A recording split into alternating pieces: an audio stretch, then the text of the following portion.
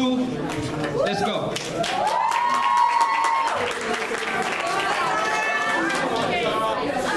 On the stage. Right there. There you go. The whole stage is yours. So, my name is Saara, Sacranie, and my poem is entitled Glass Cover.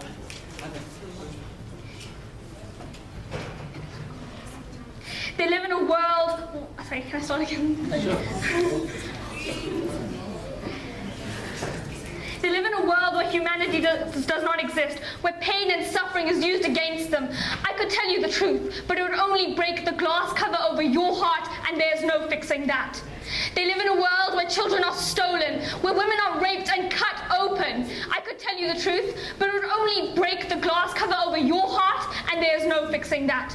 They live in a world where their lives are dictated for them, where they do not possess human rights, freedom of speech and movement. I could tell you the truth, but it would only break the glass cover over your heart, and there's no fixing that.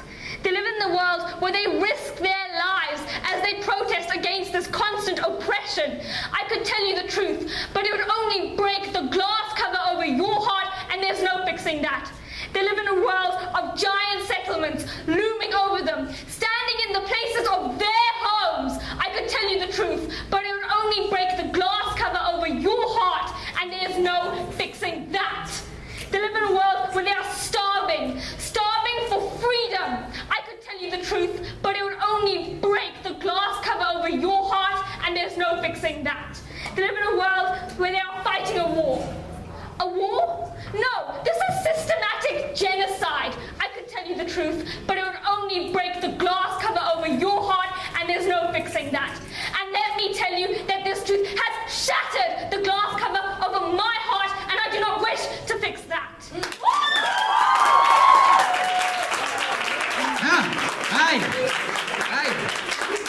I know. Today I saw, round of applause. I saw a future president and 2 presidents. You must be president, Small must be your deputy president. Nice. 79738588 and a 7. Good job, Kingsmead. Let's see your duet.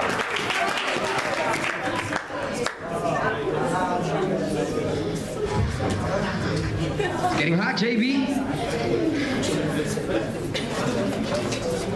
Hi, my name is Kunene. I'm Mnisi. And our poem is entitled To the Woman Of Color. To the Woman of Color. You know you're pretty for a black girl. A black girl. I'm pretty for a black girl. Is it in the way I walk? Is it in the way I talk? Is it in the way that I'm looked at when we learn about slavery and how I'm expected to become a spokesperson for my race and woman of my race? Because that's all you see. I'm just the color of my skin. You know you're pretty for a colored girl, but why isn't your hair as long as the others? Is that what you expect? Is my accent not good enough for you? Are my curves not curvy enough for you? Did you expect me to be more black or more white? Or maybe did you expect me to be smoking dick by the side of the road because that's the only thing I know how to do? Or maybe I've got too many teeth for you. But then again, I am a woman of color. I don't expect you to be anything more than what you are. You are beautiful. You are smart. Yeah, wait. You are beautiful. You are smart. You are not what they expected you to be. You are more than the character that they've created for you. But one thing is true. We are women of color. Yes?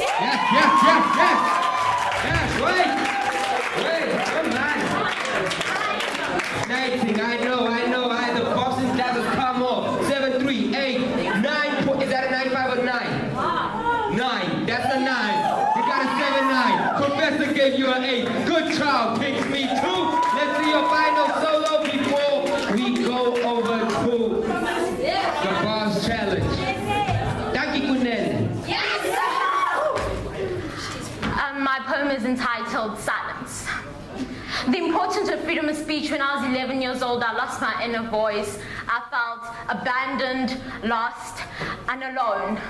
I was silent. Silence. A beautiful word, ain't it? But yet such an empty meaning. Usually it means you're alone, which is an empty feeling. I drown myself in silence. It's so heavy and thick. It smothers me and takes my breath away. I have been tormented by this emotion called pain, caused by a few words, angry and broken from the inside, afraid of what the world would think if I spoke. So when I got that piece of paper and pen, well, the only part of my body that did all the talking were my hands. So to the girl who not only inspired me, but opened up my eyes to what the world has to offer. To the girl who went from, I'm the brat who goes to Monster High, to why do we love if we don't plan to hurt? To the girl who never stopped believing in me. To the girl who showed courage, passion, love, individuality, success, and complete control. To the girl who got me writing again. Thank you. When I was 8 years old, I wrote my first poem. I wrote about how it was my mother's reflection in the mirror, about how what I looked like didn't define me, was who I am on the inside that really mattered. My poem went a little something like this. My family comes over and they say, she's her mother's reflection in the mirror. She's the girl with the pretty brown eyes. She's a pretty colored girl. They don't know me. They don't know me at all. My walk, my talk doesn't define me. My beauty doesn't define me. I am defined by my actions. But I never really got to finish that poem. So I guess what I was really trying to say back then is that even though beauty may be skin deep, beauty is nowhere near as important as the army on the inside. Yes! Yes! Yes, Robert! Yes! Yes, beat in my chest! Yes! See, I'm watching ball now! Yes! Alright, I know, you're punishing. Kingsmead, you trying to punish. Okay, 7-7, 8-5, 8-9, 8-2. Professor says 8-8. Doggy promise. Don't go away, don't go away. Are you leaving the group? No. The president, or it's you? Okay. Pick two. You choose one. The one you don't like, you put back. You don't tell your team. Okay, what did you choose? Which? Right there. No, that's the one there. That's the one. I know you're excited. Was this one here?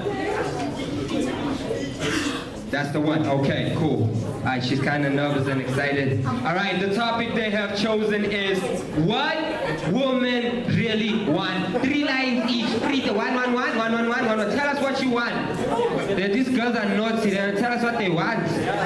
Kevin, boys, listen. Telling you. Tell us what we want. So what do women really want? There have been songs about it. We want jewelry, we want love. But I'm sorry, as a woman of the 21st century, what I want is equality. Yes! What I want is respect. I want you to trust me.